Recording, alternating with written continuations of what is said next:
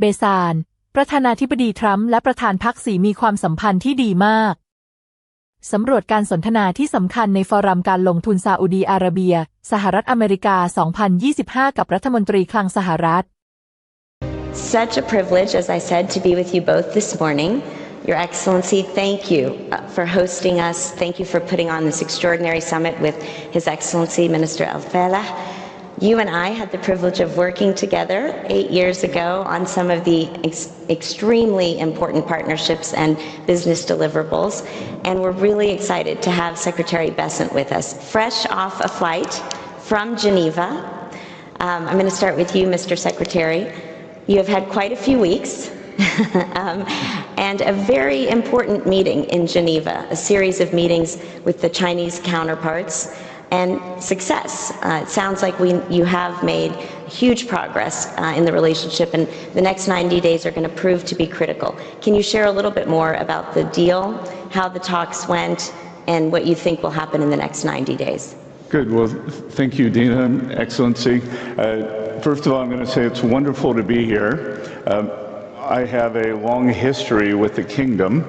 The governor of South Carolina, where I'm from, John West, was the ambassador to the kingdom under President Jimmy Carter. He was a close family friend, so I grew up hearing stories about the kingdom as a child. And then my first proper job in New York City was working for the Oleon Group. I have a long history with Saudi. And before we go on too, I do want to have a hat tip to our moderator here. Dina Powell is the personification of the perfect internal and external public and private person in the United States. Thank you. Her family moved from the Middle East to Texas. She attended the University of Texas. She's had a major role in the first Trump administration, and for now, she's on the outside. So, thank you. I'm honored. Thank you, Mr. Secretary. I really appreciate that. Thank you. Thank you so much. And yes, so we had a very active dialogue in Geneva this weekend. It was very constructive. Both sides came with a clear agenda, but shared interest. We had great mutual respect. And I think what we were able to establish as President Trump and the administration began the tariff program, we had a plan, we had a process, and what we did not have with the Chinese was a mechanism. So the Vice Premier and I now call this the Geneva mechanism to prevent any misunderstandings, because President Trump and Party Chairman Xi have a very good relationship, but the relationship did not make its way down through other levels of government. So I think the important thing is that after this weekend, we have a mechanism to avoid escalation like we had before. We both agreed to bring the tariffs levels down 115%, which I think is very productive, because where we were with 145 and 125 was the equivalent of an unintended embargo that is not healthy for the two largest economies in the world. It is not healthy for the rest of the world. So I think we can proceed from here. We have a very good framework, and as I said during IMF week in Washington about 3 or 4 weeks ago, there is a possibility, it's not a certainty, but that, as Ray Dalio might say, we could do a big, beautiful rebalancing. President Trump wants to rebalance the American economy back to a manufacturing economy with high precision manufacturing. I think everyone agrees, including Chinese leadership, that they need to rebalance towards more of a consumption and consumer economy. And the dream scenario would be if somehow we could do that together. And what do you think the next 90 days look like? It sounds like very productive meetings and now people talking to each other, as you say. Were there areas that you kind of put to the side or, really put everything on the table? I think everything is on the table. We have a very good framework from President Trump's first administration. There was a treaty that was signed, a trade treaty, a trade agreement that was signed in January 2020. So we're not starting from ground zero. We have a framework and we can go from there. Obviously, many things have changed over the past 5 years. And look, what we don't want, and both sides agreed, we do not want a generalized decoupling between the two largest economies in the world. What we want is the U.S. is going to decouple in strategic industries, which we saw during COVID. We had become woefully non-self-sufficient. So whether it's medicines, semiconductors, other strategic areas. So the United States will bring those industries home, but the idea isn't a generalized decoupling, and we do have a very large trade deficit with China. That could be solved in many ways, and my hope it is via Chinese buying more American goods and the U.S. selling a kind of opening up of the Chinese consumer, and then that will lead to more fair and balanced trade. One last question on trade.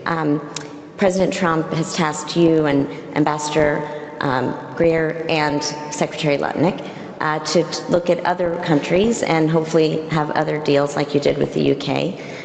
Do you feel good about several of those also coming through in the next period of time? Yes, so I've been focused on the Asia deals, of which obviously China is the largest. We've had very productive discussions with Japan. South Korea is going through a governmental change, but before they went into the election cycle, the South Koreans came with very good proposals. Indonesia, who's a large trading partner, has been very forthcoming. The island of Taiwan has presented very good proposal. Thailand. So things on my side of the world, things are going very well. I think the U.S. and Europe may be a bit slower. My personal belief is Europe may have a collective action problem, that the Italians want something that's different than the French, but I'm sure at the end of the day, we will reach a satisfactory conclusion. Great, thank you. So, Your Excellency, we were talking backstage about 2017, when really not many people in the world had heard about Vision 2030. And in 8 pretty short years, it's really remarkable to see all that the kingdom has done in social, economic, and political reform. You have been a key leader in diversifying the Saudi economy, in bringing investment here to the kingdom. Give us sort of, in your view, the status of Vision 2030 and the unique partnership between our two economies. Well, thank you very much, and thank you, Mr. Secretary, for being here and for really insightful thoughts. Before I answer the question, I just wanted to comment on His Excellency's comments. In Washington, I actually pushed His Excellency a little bit more than what I would usually in the IMFC meetings.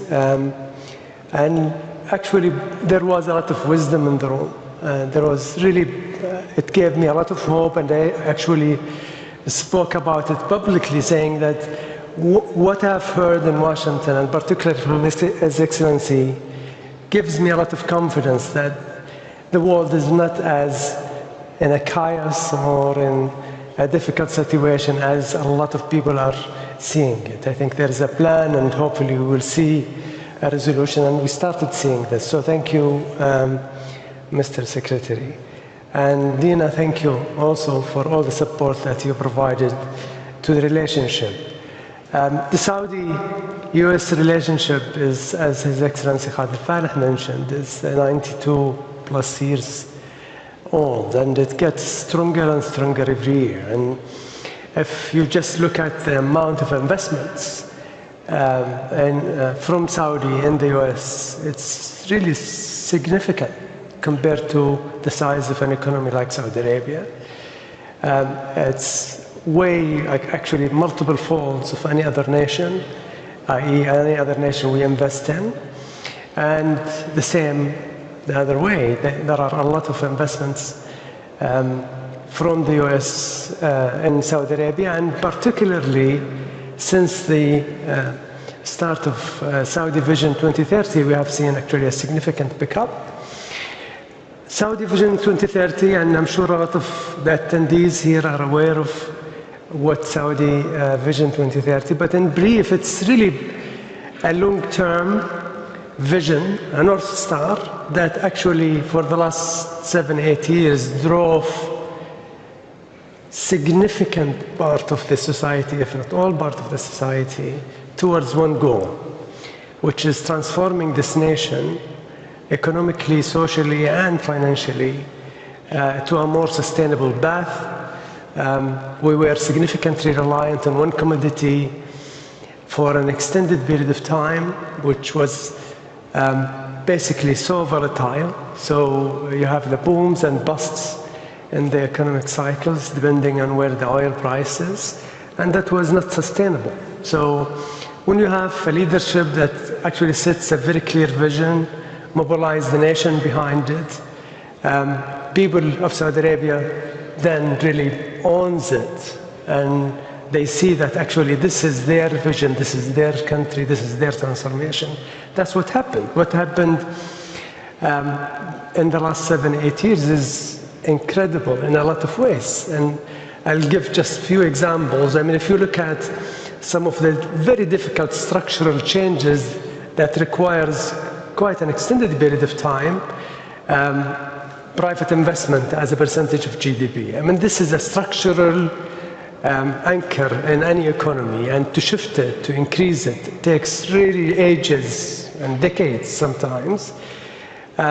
We had more than 50% growth in the private sector investment as a percentage of GDP, from 16, short of 16 to about 23% now. That is significant. And this is a long-term investment. The capital formation is significant. Unemployment, we have in the last quarter the lowest unemployment in Saudi history ever, 3.5%.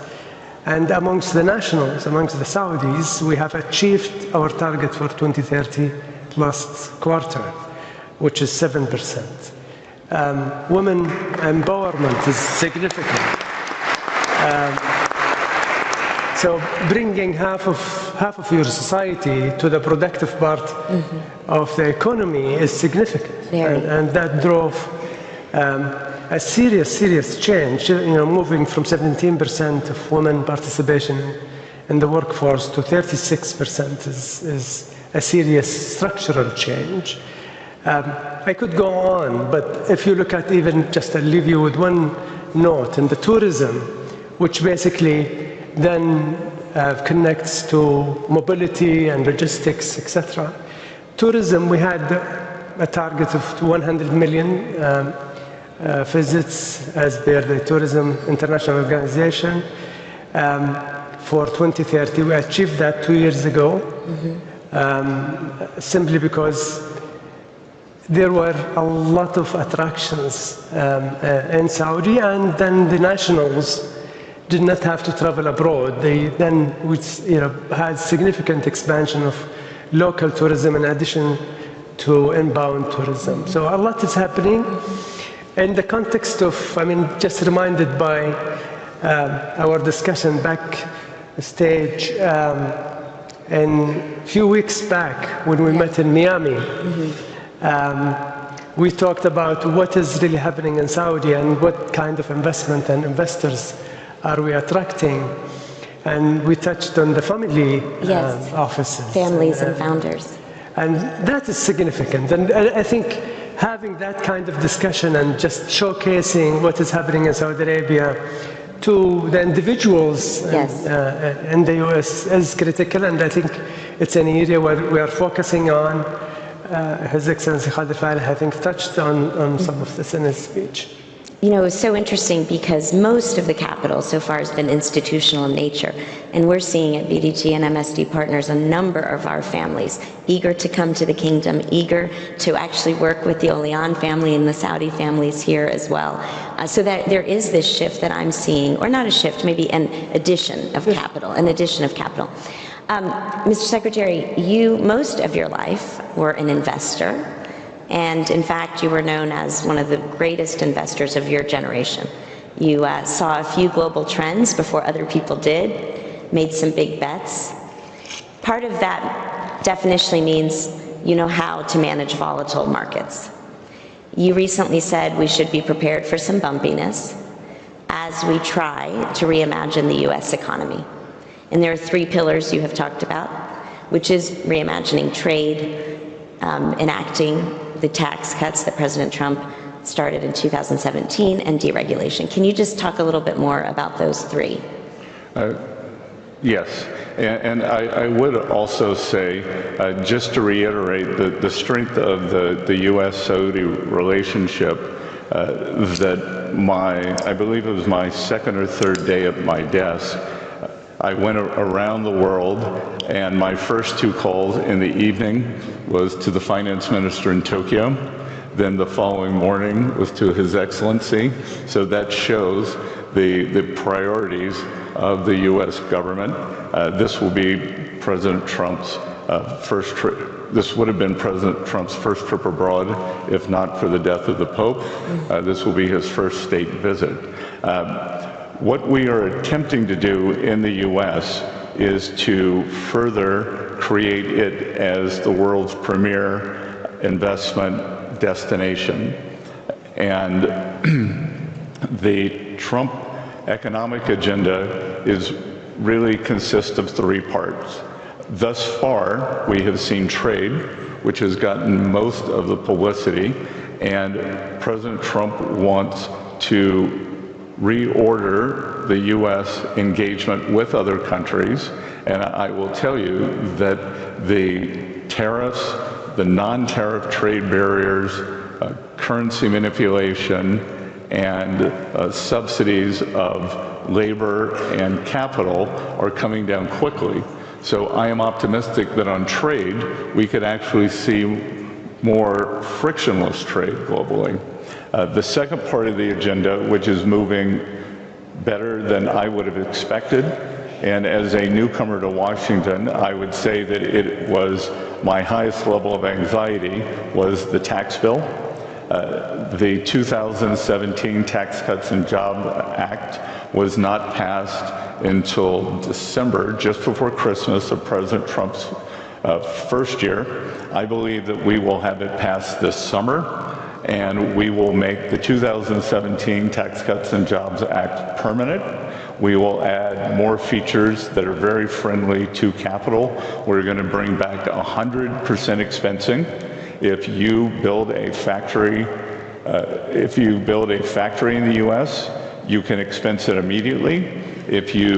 The equipment for that factory can be expensed in the first year, and we think that that will be very powerful. That was the most powerful aspect of driving growth and jobs during President Trump's first term. And I believe that the permanence, so we will no longer be talking about tax cuts. Once this bill becomes permanent, this will be the law of the land for the U.S., and there will be great certainty on the tax side. And then the third side is deregulation. And I think really when I look at the kingdom, when I look at the U.S., the one thing I see is great optimism and a can-do attitude. We've seen it in states.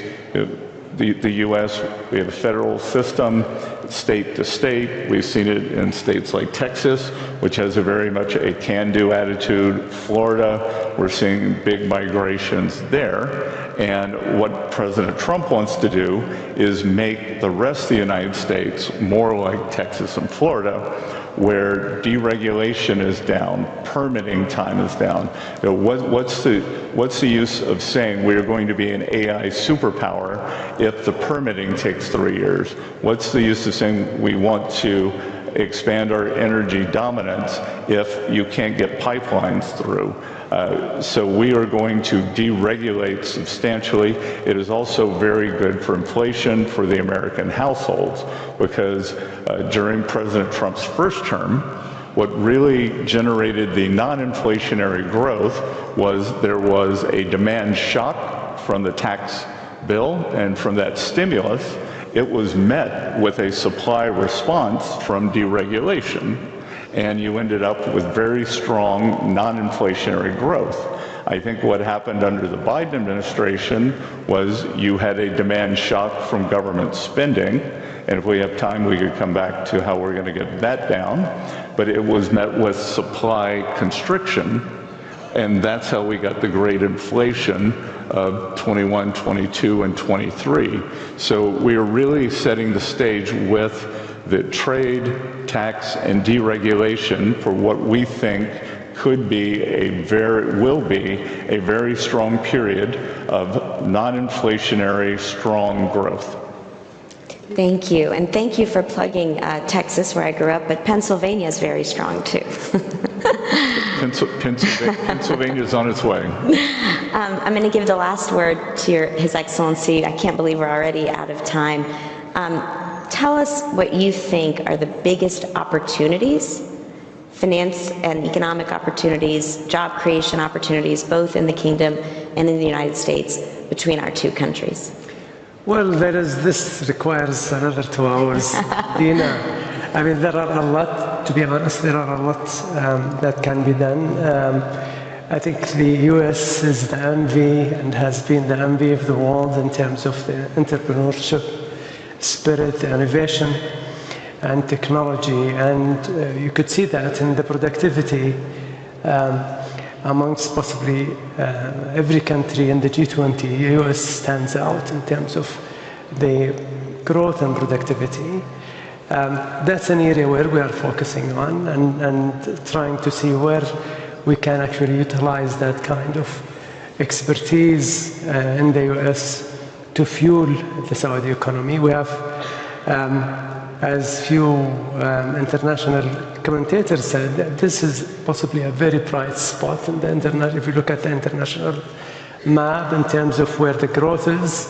It's a young population, it's a technology-savvy population, it's a government that is willing to move, it's a government that does not have an ego to change when they think things are not moving in the right direction, and very agile. And I think we have this common features that I think we can, from both sides, benefit from. I would encourage, seriously, I would encourage investors who are not familiar with what is happening in Saudi to actually just have that opportunity to come and visit Saudi Arabia, meet with the Saudi investors and even the young population to see how really very much positive thinking driven this population is. Terrific. Thank you. Thank you both so much for an excellent panel and for starting off the summit so well. We're so grateful. Thank you. Thank you.